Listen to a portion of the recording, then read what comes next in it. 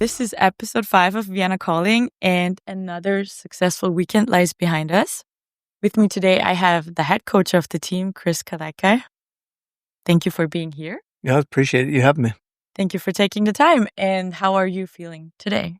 Well, it's bye week and it's sunny out. We don't have any rain, so feeling pretty good after the first 4 weeks of the season. But these bye weeks are important for everybody, players, coaches, and whatnot. And it's nice going into it. So feeling pretty good.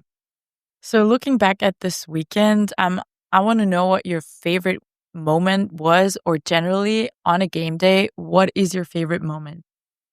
I mean, the favorite moment for me is being able to see guys make plays. My wife always makes jokes with me. She's like, "Did you see anything in the crowd?" And I really don't notice some of those things. So the touchdown celebrations, or my focus is really on the field, and there's a lot of stuff going on during a game day on the sideline. So my favorite moment is that preparation time in pregame in the locker room, kind of that calm before the storm. And then when it finally, you see a big play happen on the field, being able to see those guys celebrate together, that's always the most fun with football. We love what we do, and we want to win games.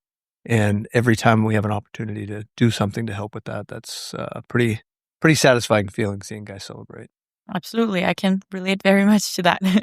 So the weekends are always super busy for you at the moment. Is there any time during the week? I mean, it's bye week now, so that's a little bit more relaxed. But generally during the season, do you have maybe like the Monday that is your weekend where you take some time for yourself and do nothing concerning football and just...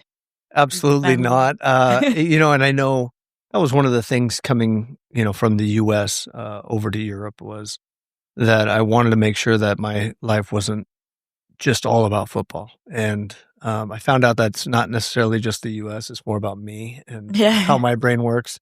I try to take some time, obviously having 3 kids and, family at home and doing as much as I can. But, my wife and I, we've come to an understanding that me during the season, I'm really invested into it. And so, and not just the football aspect, the personal relationships with the coaches and the players and, management and all those types of things, they put a lot on your mind, and this is a very important time of the season for us. So during the season, it's very busy. No, there's not one day that I say, hey, this is my weekend. Mm-hmm. Monday we get in, the film's going, whether it's uploading or breaking it down or getting ready for your next opponent. And then Tuesday we get into game week. So, really making sure that the practice are planned. What kind of injuries did we have?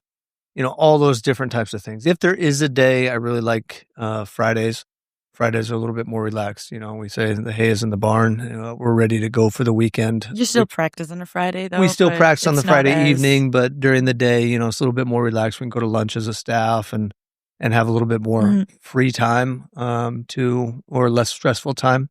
But I do use Friday for the next week as well. So if I do have some free time, I like to look at the next opponent that we'll be playing afterwards. Don't tell any of my players that. We're always focused on 1 week at a time. But the reality is that, everything's so condensed, and travel and all of those things. Pretty intense during the season. Yes, absolutely. But I have a lot of fun doing it. Wow, that is a very busy schedule. So this week, bye week, do you get to relax? Do you get to go swimming? I get to do this interview, and I'm asking you, but I have you come in here and do this. It's great. Me, so. Thursday night, I get to go to my son's school and see one of his performances. I plan to play a little bit of golf here or there.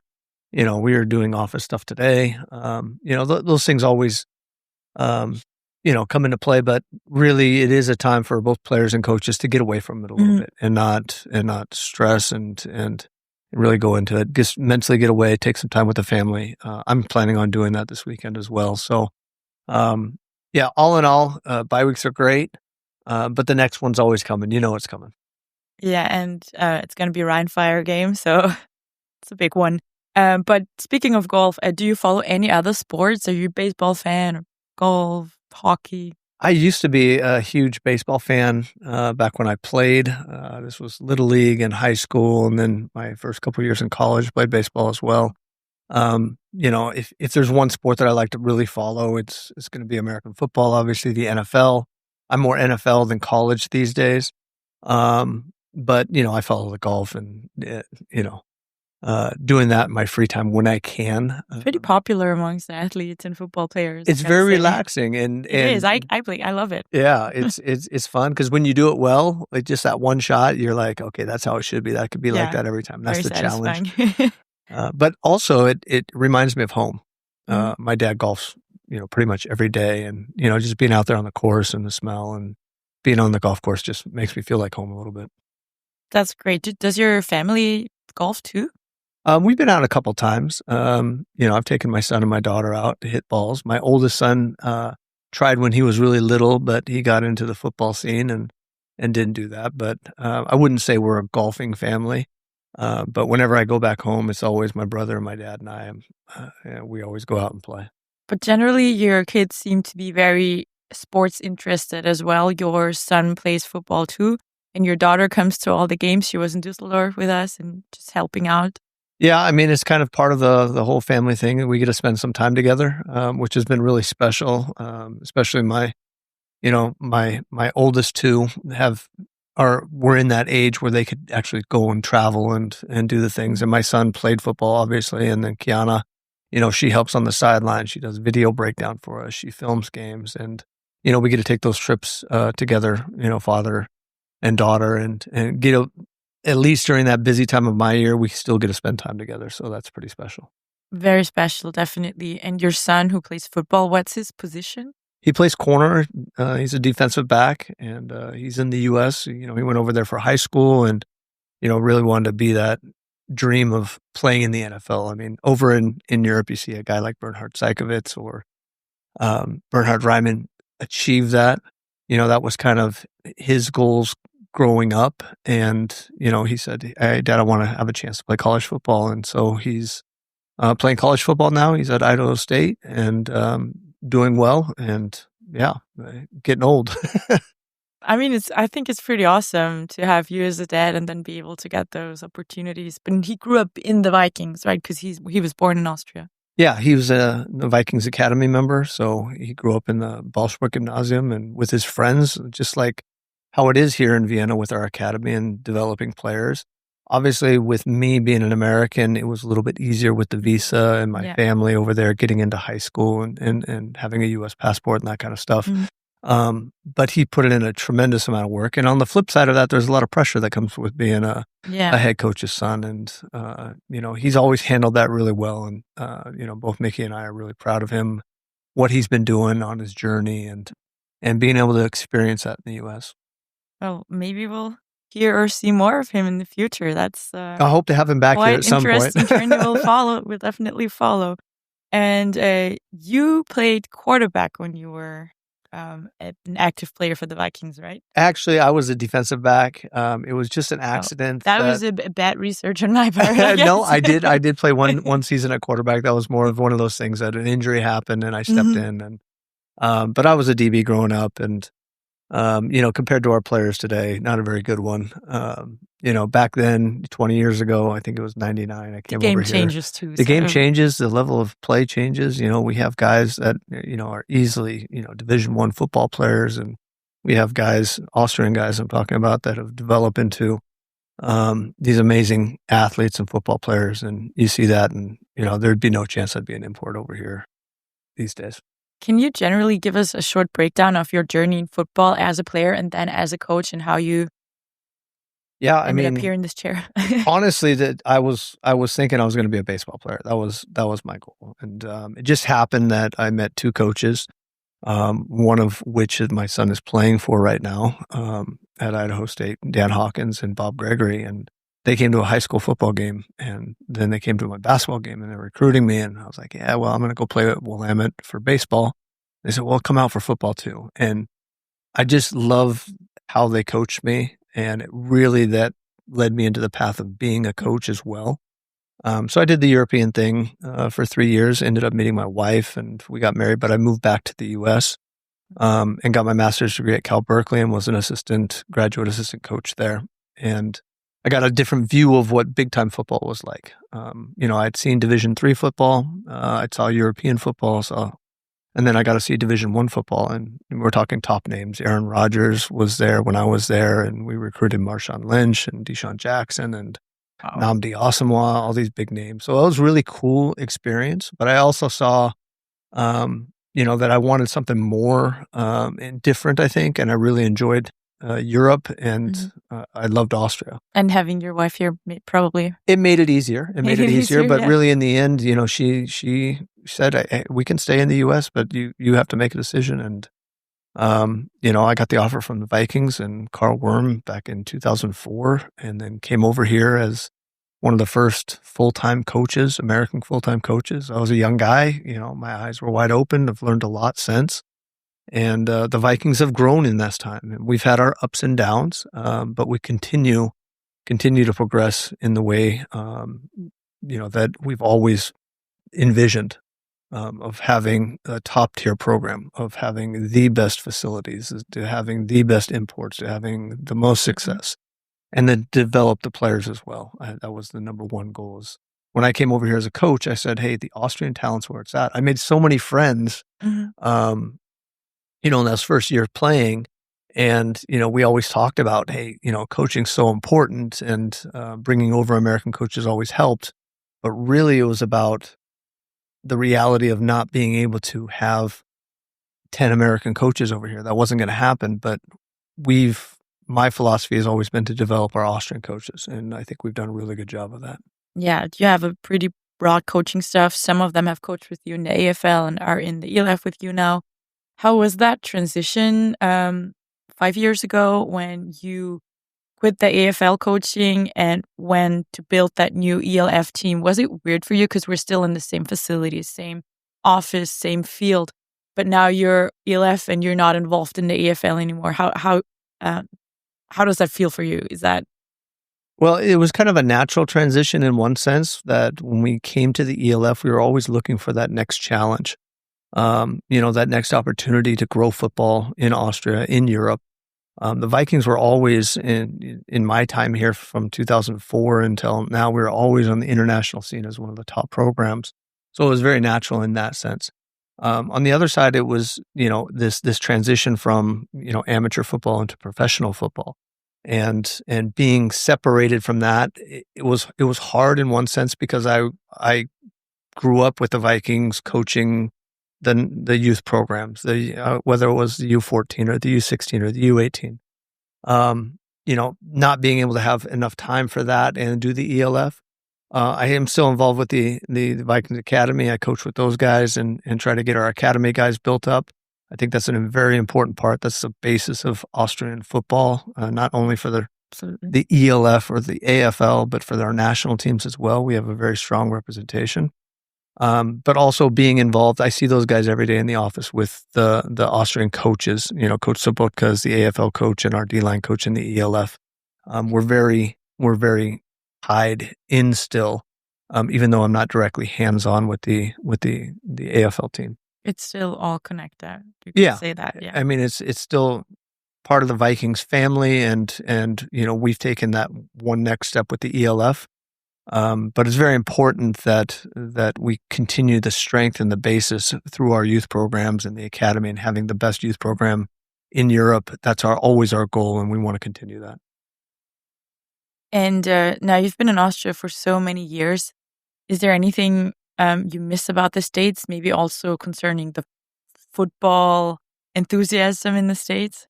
I mean, the number one thing you're going to miss is your family. And, I'm really close with my family, my brother, my sister, my parents, and, extended family beyond that. That's the hardest thing. Technology obviously has helped with that. But when I first got over here, when there wasn't FaceTime and just the culture of being able to watch games and the time difference, being able to watch an NFL game, it's 3 a.m. over here. And, I remember when I first came over here, I'm, looking at the internet, just watching the play-by-play. Now with streaming service and everything, it makes it a little bit easier. But yeah, I mean, there's obviously certain things I miss about the U.S., but, this is my home and my family's here. And, I really enjoy Vienna and Austria. Well, you certainly have been to many places as a player, as a coach, and you met players from all over the world. how do you create a good locker room culture here in Vienna when the roster is also so versatile? There's people from everywhere. There's a lot of homegrowns, but a lot of imports, especially in the ELF now, more imports than there used Yeah. to be in the AFL. How do you create a good locker room culture with all those different people? That was my first, not worry, but my first concern of when I took the head coaching job for the ELF was the difference of what the team chemistry would be like. Taking guys from, Graz or Linz or Salzburg or here in Vienna, different clubs, and then melding it together. The consistency of our players and the culture has stayed. And I was so surprised, and it really, it happened organically. And I remember, when we were talking about our first year in 2022, I sat down with Louis Horvath, one of our captains, and Thomas Schnur came in, and it just happened instantly. It was this bond between men that was bigger than themselves. Their egos were set aside. Schnur from Graz and Horvath from Vienna, yeah. And they were friends for the national team, and it just happened so naturally that Thomas took this leadership role, even though he was from Graz, and Louis here, and we've had other, obviously, captains come in, but we accept everybody in, and they understand that our culture is based around getting to be a better football player, getting to the highest level, competing for championships, winning games each and every week. And then we can only do that with the coaching staff that we have and the guys that we've been surrounded by. And that's been a blessing, is that I've had this continuity of coaches in the program, whether that's Thomas Tippold or Daniel Albuck or Max Kussler. You have so many of these guys that are behind the scenes that don't get enough attention, and that's just, they're very selfless with it, but they're the foundation of what this culture is like, and that makes it pretty special here.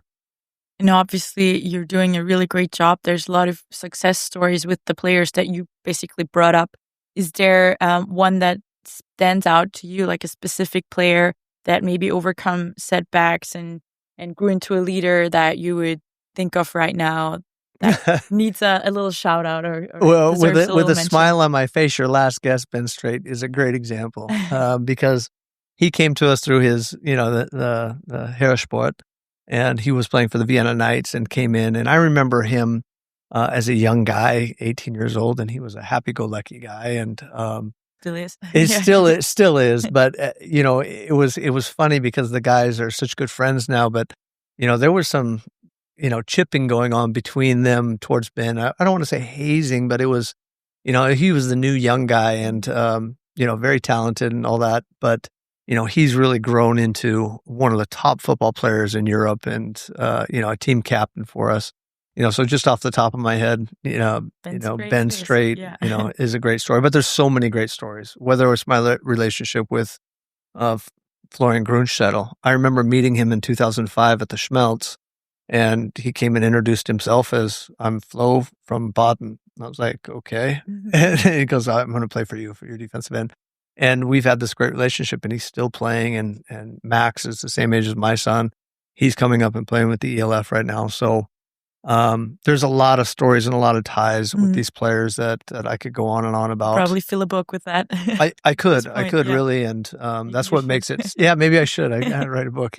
I'll find the time for that, but it makes my job special to be able to be doing this so long. A lot of coaches don't get to coach in one spot for a long time. And, I'm really thankful that I've had the players and organization and support around the Vikings that we've had. And the other way around, I think everyone can be super happy about having a consistency like you in the program. But let's talk less Vikings, more ELF in general. Mm-hmm. After these first few weeks, what teams do you see as your main competitors? Is there any team that surprised you, maybe in a positive way or a negative way? What's your take on the league right now? I think the league is very interesting. I mean, you see a team like Paris and Frankfurt and Stuttgart all beat each other. And then you have the Nordic Storm up there, who's undefeated right now. Rhein Fire's lost 2 games in a row. Obviously a top program in the ELF. all of these different situations create for a lot of unknowns going in each and every week, and that's great. That's great for the league. It's highly competitive. There are teams that you say, okay, this could be a win, but then you have a team like Prague come out and really surprise Warclaw last week. And that shows to me, that team that we faced in week 1 was pretty good. Yeah. Right. I said it to all the guys afterwards, that team's going to be okay this year. And, just being able to have that competition continue. And obviously we're still a young league relative, but we want to continue that to grow. Well, it's going to be an interesting season, definitely. If you take a look at your own team, like a critical look, what are the points that you're working on right now that you say, okay, we have to improve these things at the moment? Well, I think the hot thing that everybody wants to say is our kicking game. And realistically, in the end, we've missed 2 field goals. And that's really, otherwise our special teams have been extremely solid. We're the top kickoff return team. We've put more balls inside the 10-yard line on our punting team than any other team in the ELF. We had a great weekend this weekend. Oscar had a great weekend hitting his PATs. So we're trying to improve that, obviously, and make that, because those are big points. And we need to do that. We need to be more consistent on third down. And it was really nice to see this weekend that breakout game versus the Raiders with Ben Holmes with 5 touchdown passes. He had great field position. Our defense got him in good field position. Our special teams, when you do those things as teams, things become easier. And we would like to continue to have complete games where all 3 phases of games are working together. So, there's a lot to get better at. We're, in week 4 right now. So there are things we want to get better at. And you get some rest this week too. Staying healthy is a huge part of it. And these bye weeks, last year we played 11 straight games in a row. That is extremely tough. The year before that, we played, I think it was 13, including national team, because a lot of our players played national team. In the bye week, we had a game against Italy. I think that was 2 years ago. This is hard on the players. Football is a tough sport. I see you got some bruises on there. I had a game yesterday. I'm not hiding the bruises. They're part of it. No, you should be able to be proud of those. Just hiding them underneath the tattoos. Yeah, but it's very important that we continue to get healthy, and we're going to get some guys back. Yannick Meyer, obviously a big player that we lost, and Kari. There's guys that go down, and when they come back, they're going to strengthen our team. Now, with the ELF, there is, as we said, more opportunity to get star players and international players. How do you balance developing homegrown talent and recruiting international players? Because, for example, right now, your import running back is hurt. You have some homegrown guys. You would have probably had the opportunity to get in someone else from maybe another country to step up for Kari while he's hurt, but you choose to stay with the homegrown guys. How do you balance that? It's an evaluation and development. Looking at Johannes Schutz and last year and him, the things that he did at receiver and running back last year, we knew we had a lot of potential with him. And Johannes and I sat down and talked at the end of the season. I was like, hey, Kari's going to be back this year, but I'd like you to be a full-time running back this year, really try to develop. It's putting on a little bit of extra weight. Make sure that you're powerful coming into the season, but still quick. Definitely is. He is, and he looks great. And, yes. But it's also the opportunity that Liedelbauer took, coming into the season, the carries that he got last year, maybe some of the unexpected carries that he got last year. He broke a 50-yard run last year, but he took that opportunity and showed what he could do at this level. And he's carried that into this season as well. And then getting a guy like Flo Vagan back, obviously. So when you have that core of guys and a guy like Kari, who was the top rusher in the league last year, one of them, goes down, you can, as long as you're evaluating and developing, those next guys are pretty good options, and they've done an amazing job and will continue to. So you're in a bye week right now. Mm-hmm. It's still pretty early on in the season, as you said, and having many, many weeks without a break is tough. How do you keep players motivated across these long stretches of week after week, game after game, especially when you're the team that everyone wants to beat? I think that helps with it, but just staying focused on the job at hand. And that is why we always say, hey, it's just 1-0 this week. It's cliche and I get it, but really that's the discipline that you have to have as a football team, is to sit there and not look at the big picture and not hear too many podcasts or YouTube videos of what a power ranking looks like this week or that week, or what's projected of what's going to happen at the beginning of the season, or who the top players are going to be. It comes down to what we have to do that week. And to keep the guys motivated, these guys are doing this because, number one, they love to do it, but number two, they want that piece of a championship. They want that ring. They want the ring. And, getting to that pinnacle, and we were very close last year. And obviously we've had great success in the regular season, and we have a championship. We've been in the semifinal and lost. We've been in a final and lost. We want to get back to that pinnacle. And, that's a huge motivation for our guys. And we're going to continue working, but it just comes down to Rhein Fire next week. Yeah. One last thing about the program, and then we're going to talk a little bit more about Rhein Fire. What are your long-term goals with the ELF? It's been 5 years. What do you think is going to happen, or what is your vision for the next couple of years? For the whole league, or for us as the Vikings? For you as the Vikings. For us as the Vikings, is to be the best franchise in Europe. We do things very well. And there's always that little thing that we want to get better at. And whether that's offering our players the best experience, or the best coaching, or whether that's the best travel, or whether it's the best recruiting experience. And obviously winning football games is a huge part of that. But being the best franchise in Europe. And there can be a lot of arguments one way or the other, where we're at in that. But our goals aren't concerned with the other franchises. It's about us taking that next level, what our expectations are. Because football is popular in Europe and it's continuing to grow. There's so much ceiling left there.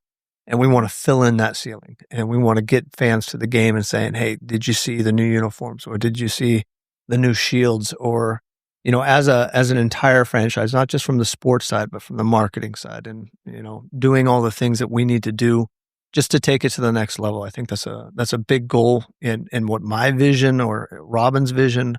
What we want to see is just being able to do the best things, and things that haven't been done over here yet, and really just try to be the best in Europe. Maybe I'm biased, but I think you're on the very good way, or on a very good path. We're trying. It's a battle every week, every year, but we'll keep going forward. The one thing that maybe has, or probably has, a very big impact on all of that and all of the development is the fans. You need the fans to grow the program.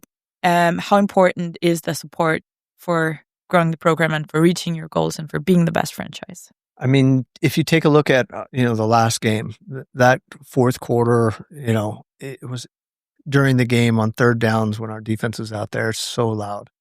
And I caught myself peeking a little bit. Normally, during games, I'm locked in. Like, I didn't know the Vienna calling touchdown celebration the whole first year. I'd never heard it. Really? Even though we scored a ton of touchdowns, it wasn't something that I was like, oh, that's our song, or something also like that. The podcast intro. Yeah, I mean, it sounds silly, but like in the middle of, we score, I'm worried about if we're going for one, or, what's the next special team's going to be, all of those things. But there's moments in there that I catch myself and I looked up, and you peek up and you hear the crowd, and you look around the stadiums like, this was better than it was last year. And there's more fans here, and it's louder, and continuously growing. The shields and, all of those types of little things. And then after the game, you get to see, the fans and their faces, and being able to meet players, or just, interacting with the fans a little bit. It's a pretty cool experience. It's very unique, I think, for Europe, especially in comparison to maybe the soccer culture, the football culture. The family vibe is really big, and the community vibe. Both opponents and Vikings fans. Yeah. I mean, they can be in the same stadium, and we can fight against each other on the field, and all that kind of stuff.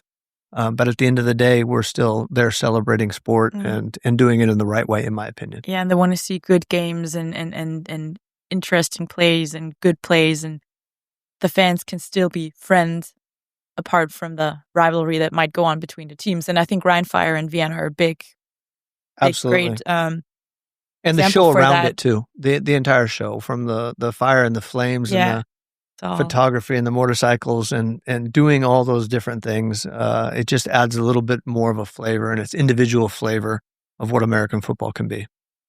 And talking about the fans, something that I want to end the podcast with is I would like to ask the fans and the podcast listeners to send in their questions that they might have for coaches, players, management, me maybe. So in the next few episodes, we can just integrate their opinions and their questions. And you can send your questions to podcast@viennavikings.com. And we'll bring your questions up in the next episodes. And because we have something special for you every week, next week, we're going to have 2 tickets to the next game for one of the people that sends in a question. So send in a question until Tuesday, June 10, and you can win 2 tickets to the next game against Rheinfire at the Generali Arena. And the winner will be drawn in the next episode. And throw in a comment in the comment section if you have a question. If you have a question in the comment section, I'll hop in there and answer anything that you guys would like to hear. Yes, we're on YouTube, we're on Spotify. We'll have a lot to do. And just the last little thing, the Rheinfire game, what are you expecting? I'm expecting a very upset Rheinfire team. They've lost the last 2 games at home. They're hungry. They have another game coming up this week, but they're very good. They're talented. I know they haven't had the success in the last 2 weeks that they've wanted. If I know that football team, that organization, they're not giving up by any means. But what I expect is that us to take that next step. We've had a bye week. We're going to get refreshed. We're going to put some new ideas in, and we're going to come out and play well. That's my expectations for the Rheinfire game. And my expectations for all the fans is to go to the Generali Arena and be as loud as possible. We need you. Home field advantage. Absolutely. Okay, see you at Generali. That's it. Thanks, Coach. And enjoy the rest of your bye week. Go play some golf and spend some time with your family. I appreciate it. Thank you. Go Vikings. Go Vikings. Oh, and my catchphrase, Bussi Papa. Vienna calling. Move it! Jump, jump.